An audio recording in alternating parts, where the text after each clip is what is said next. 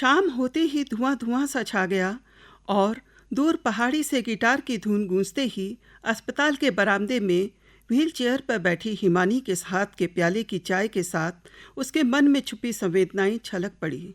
संवेदनाओं के छलकते ही तुषार की यादों का रंग उसके चारों ओर बिखर गया। पिछले 4 माह से उसकी यही दिनचर्या थी। वक्त की अपनी गति होती है, किसी घटना दुर्घटना से इसकी गति में कोई फर्क नहीं पड़ता। परिस्थितियाँ इसी तरह तो हमें अचंभित कर अपना दास बना लेती हैं और हम झुक जाते हैं वक्त की ऐसी अटखेलियों के आगे। एयर होस्टेस के रूप में आकाश में उड़ने वाली हिमानी आज व्हील चेयर पर बैठी सितारों को देख रही थी।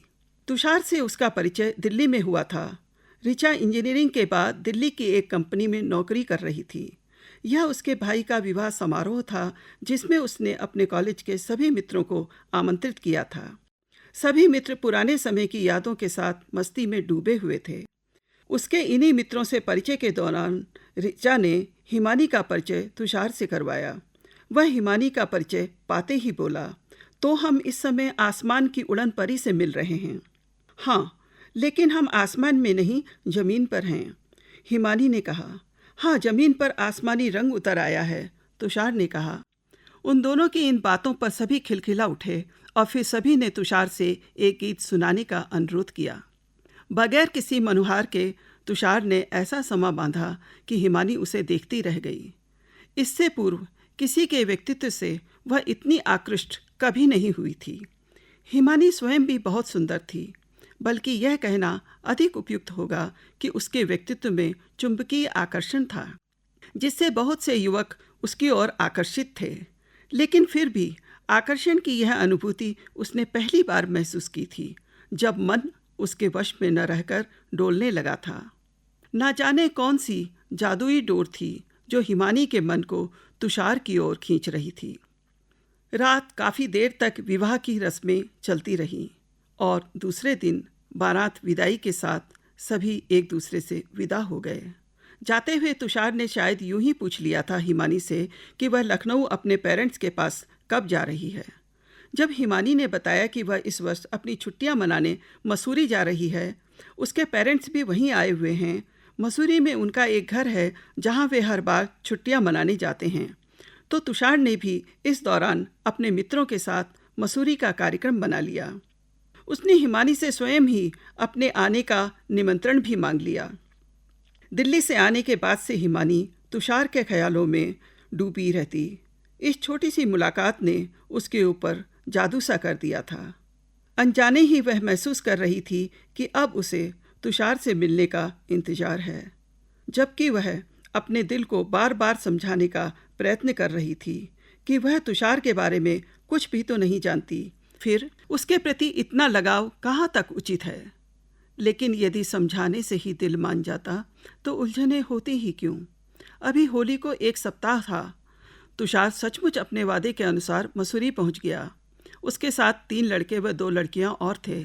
वह कभी सहपाठी रहे थे, अब अलग अलग जगह काम कर रहे थे।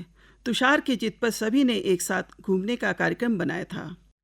हिमानी ने महसूस किया कि तुषार भी शायद उसे पसंद करता है और उसका साथ चाहता है। लेकिन उसे यह भी लगा कि इन मित्रों में से ऋचा के साथ उसकी कुछ अधिक ही घनिष्ठता है। कभी कभी वह सोचने लगती, कहीं इस दोस्ती का स्वरूप दोस्ती के दायरों से अधिक तो नहीं। लेकिन फिर उसे लगता है यदि ऐसा होता तो फिर तुषार उसके इतना निकट क्यों आता। वह समझ नहीं पा रही थी हिमानी की और उसका आकर्षण उसका भ्रम है या ऋचा से घनिष्ठता। लेकिन वह स्वयं तुषार के आकर्षण में बनती चली जा रही थी। इन 5 दिनों के खुशनुमा माहौल के बाद तुषार व उसके मित्र दिल्ली लौट गए। हिमानी अपने ही ख्यालों में खोई कोई निष्कर्ष नहीं निकाल पा रही थी। उसने महसूस किया कि यह निकटता बढ़ रही है। एक दिन शाम वे इंडिया गेट के पास घूमते हुए चहल पहल देख रहे थे। फिर दोनों बैठे बातें करते रहे। हिमानी ने उसके व्यक्तिगत जीवन के संबंध में जानना चाहा, विशेषकर विवाह के संबंध में। तो उसने स्पष्ट कह दिया, विवाह मैं करना ही नहीं चाहता, तो उसके बारे में सोचना क्या। हिमानी ने कहा, विवाह नहीं करना चाहते, क्यों? तुषार ने कहा, मैं इन बंधनों में पड़ना ही नहीं चाहता। मैं लाइफ को एंजॉय करना चाहता हूँ, किन्हीं बंधनों में पड़कर उसे ढोना नहीं चाहता। ऐसा तो नहीं कि तुम ऋचा से प्यार करते हो इसलिए शादी की बात पर अभी इनकार कर रहे हो? प्यार शब्द को भी उसने ऐसे नकार दिया जैसे वह इसके मायने भी न जानता हो। तुषार बोला, वह मेरी अच्छी दोस्त है, हम बहुत समय साथ बिताते हैं, पर प्यार व्यार से न मेरा संबंध है न उसका। हिमानी ऋचा की ओर से थोड़ा निश्चिंत हुई, लेकिन तुषार के नज़दीक जाने का साहस अब भी नहीं हुआ। दूसरे दिन शाम को वे दोनों ऐसे ही घूम रहे थे तो तुषार ने हिमानी की प्रशंसा में जब कुछ कहा तो हिमानी ने तुषार से यूं ही पूछ लिया, तुम्हें कौन सा रंग पसंद है या तुम्हें कौन से कपड़े पसंद हैं? तुषार का सीधा सा उत्तर था, कवर में क्या रखा है, उसके अंदर क्या है, मुझे उसमें रुचि है। यह सुनकर हिमानी अंदर तक कांप गई। तुषार के लिए एक व्यक्ति केवल वस्तु है। हिमानी जानती थी कि हर बात को मजाक में उड़ा देना उसकी आदत है, लेकिन हर बात को मजाक में लेना हिमानी की आदत नहीं थी। वह बड़ी संजीदा होकर बात कर रही होती और तुषार हर बात में हंसी के ठहाके ढूंढता रहता। हर बात पर खिलखिलाकर हंस देना उसकी आदत थी। उसकी यह आदत हिमानी को पसंद भी थी, लेकिन जब उसके संवेदनशील संवादों का भी उस पर कोई असर नहीं होता तो उसे आश्चर्य होता। वह महसूस कर रही थी कि वह उसकी भावनाओं को क्या समझेगा, जिसे ना तो शरीर के बाहर का आवरण दिखाई देता है और ना ही शरीर के अंदर का मन। फिर भी हिमानी ने कहा, तुषार, तुमने कभी यह जानने की कोशिश की है कि आवरण के अंदर जो कुछ है उसके अंदर एक दिल भी होता है जो महसूस करता है, स्पंदित होता है, और छोटी छोटी ठेस भी उस पर बड़े बड़े घाव बना देती है। कुछ घाव रिस जाते हैं, लेकिन कुछ ऐसे भी होते हैं जो नासूर बन जाते हैं और जीवन भर रिश्ते रहते हैं। तुषार कह उठा, मेरी समझ में नहीं आती तुम्हारी ये बातें। पता नहीं हर बात को फिलॉसफिकल अंदाज में क्यों लेती हो। कुछ लोगों को दुनिया का दर्द पाल लेने का शौक होता है, लेकिन मैं उनमें से नहीं हूँ। मैं अपना जीवन हंसते खेलते गुजारना चाहता हूँ। तुम अपना जीवन इतना गंभीर क्यों बना लेती हो? इसके बाद हिमानी अपने काम पर मुंबई चली गई। ना जाने यह हिमानी के मन का आकर्षण था या तुषार की दोस्ती का अंजाम, पर दोनों दोस्ती को प्यार में परिवर्तित महसूस करने लगे। दोनों के बीच फोन व पत्र का सिलसिला चला और आकर्षण प्यार में बदल गया। कभी तुषार मुंबई और कभी हिमानी दिल्ली चली आती। दोनों ने शादी करने का निर्णय भी ले लिया। मन से मन की सगाई हो चुकी थी। अब परिवार वालों से बात कर औपचारिकताएं पूरी करनी थी। दोनों ने सोचा कि पहले हिमानी के परिवार वालों से बात हो जाए, फिर तुषार अपने घर में बात करेगा। इस बार जब हिमानी अपनी छुट्टियों के लिए मसूरी जा रही थी तो एक सप्ताह दिल्ली रुकने के बाद दोनों ने दिल्ली से मसूरी के लिए टैक्सी कर ली। टैक्सी जब देहरादून से मसूरी की ओर जा रही थी, हिमानी ने महसूस किया कि इस बार मसूरी का मौसम कुछ अधिक ही सुहाना लग रहा है। दोनों अपने सपनों में खोए हुए साथ साथ निकटता महसूस कर रहे थे कि अचानक एक मोड़ पर टैक्सी बस से टकराकर खाई में जा गिरी। उसके बाद दोनों कब व कैसे अलग हुए हिमानी नहीं जानती। उसे तो अस्पताल में जब होश आया वह अपने परिवार वालों के बीच थी। उसने जानना चाहा कि तुषार कहाँ है तो उसे यही बताया गया कि उसके परिवार वाले उसे दिल्ली ले गए हैं। शीघ्र ही वह समझ गई कि इस दुर्घटना में वह अपने दोनों पैर खो चुकी है, इसलिए अब आकाश की उड़ान छोड़ वह जमीन पर भी मुश्किल से ही चल सकेगी।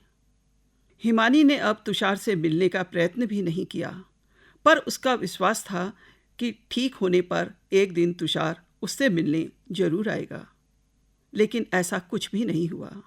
हिमानी को काफ़ी चोट आई थी, इसलिए 6 माह से वह अस्पताल में ही थी और पिछले 4 माह से प्रतिदिन शाम को व्हील चेयर पर बैठी दूर पहाड़ी पर छाई धुंध से आई गिटार की धुन में खो जाती। वह जानती थी कि तुषार इतना प्रैक्टिकल है कि एक अपंग लड़की से शादी करने की बात वह सोच भी नहीं सकता, पर इतना तो जरूरी था कि वह कभी आकर उससे मिलता। हिमानी इंतजार करती रही, वह कभी नहीं आया। धीरे धीरे हिमानी को लगने लगा कि अब तुषार कभी नहीं आएगा। उसे याद आती तुषार की बातें जब एक बार हिमानी ने यूं ही किसी बात पर तुषार से कहा था, यदि मैं तुम्हारी बात मान लूं तो तुम मुझे क्या दोगे? तुषार ने कहा, क्या दे दूंगा यह तो नहीं जानता, लेकिन क्या पालूंगा यह बता सकता हूँ। अच्छा बताओ, क्या पालोगे? हिमानी ने कहा। वह तो कैलकुलेट करना पड़ेगा, तुषार बोला। हिमानी को लगा कैलकुलेशन का कोई भी सूत्र तुषार को उस तक नहीं पहुंचाता है, लेकिन उसकी समझ में नहीं आता कि दूसरी पहाड़ी पर रोजाना तुषार की मनपसंद धुन कौन बजाता है। हिमानी को लगता कि अब यह धुनें ही तुषार की एक निशानी हैं, जो उसके साथ हैं, वरना तुषार ने तो पीछे मुड़कर भी नहीं देखा। हिमानी का घर बिल्कुल अस्पताल के पास ही था। फिर एक शाम ऐसी आई कि वह धुन चुप हो गई और हिमानी बेचैन। 2 दिन ही हुए थे कि उसने देखा एक लड़का डॉक्टर से जल्दी डिस्चार्ज करने की जिद कर रहा है। डॉक्टर, मैं अब बिल्कुल ठीक हूँ, दवाई तो मैं घर में भी खा सकता हूँ। डॉक्टर कह रहा था, पीयूष, तुम्हें बहुत अधिक बुखार में यहाँ भर्ती किया गया है। पहले ही तुम यहाँ आने में देर कर चुके हो। अब इतनी कमजोरी में हम तुम्हें कैसे छोड़ सकते हैं? डॉक्टर, मेरा जाना बहुत ज़रूरी है, आप समझते क्यों नहीं? डॉक्टर ने थोड़ा गुस्से में कहा, तुम्हारे इलाज से ज़रूरी इस समय कोई भी काम नहीं है। पीयूष को चुप हो जाना पड़ा, लेकिन वह परेशान सा बाहर बालकनी में आ गया, जहाँ हिमानी बैठी हुई थी। दोनों में थोड़ी औपचारिक बातचीत के बाद हिमानी ने यूं ही पूछ लिया, आखिर ऐसा क्या ज़रूरी काम था जो तुम डॉक्टर से बहस कर रहे थे? पीयूष ने कहा, बहुत ज़रूरी काम था, उसे डॉक्टर नहीं समझेंगे। एक दोस्त का वादा निभाना था। लेकिन आपका वह दोस्त यहाँ भी तो आ सकता है। फिर आपका ही वहाँ जाना क्यों ज़रूरी है? नहीं, वह यहाँ नहीं आ सकता और वादा पूरा करने के लिए मुझे ही वहाँ पर जाना होगा। आप नहीं समझेंगी, मेरा एक दोस्त था जिसकी एक दुर्घटना में मृत्यु हो गई है। यह उसी का गिटार है जिससे मैं हर शाम उस पहाड़ी पर उसके मनपसंद गीतों की धुन बजाता हूँ। अपनी मृत्यु से पूर्व उसने मुझसे यह वादा लिया था और जब तक संभव हो मैं इसे पूरा करूँगा। अब क्या डॉक्टर इस बात को समझ सकते हैं? पीयूष की यह बातें सुन हिमानी स्तब्ध रह गई। उसके होंठों से केवल इतना निकला, तुम्हारे उस दोस्त का नाम क्या था? तुषार। तुषार था मेरे दोस्त का नाम। क्या जिंदा दिल इंसान था, एक ऐसा हंसमुख इंसान जिसके गीतों की धुन पर सब झूम उठते थे। हिमानी को याद हो आए वे क्षण जब उसने तुषार के हाथों की लकीरों को देखकर कहा था, तुम ऊपर से प्रैक्टिकल बनने की कोशिश करते हो, लेकिन तुम्हारे हाथ की रेखाएं बोलती हैं कि तुम कल्पनाओं में जीने वाले एक अति संवेदनशील व्यक्ति हो।